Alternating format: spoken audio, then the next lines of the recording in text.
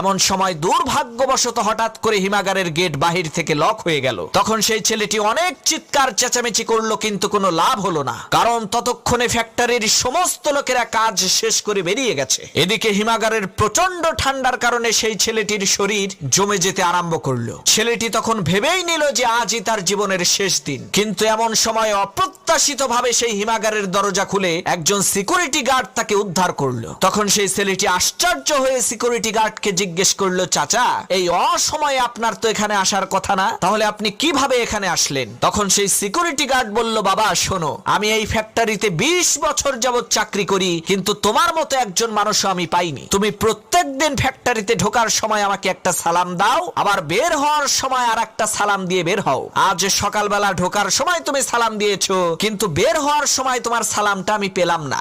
এই রকম তো কখনো হয় না। তাই আমি চিন্তা করলাম, নিশ্চিত তুমি এই ফ্যাক্টরির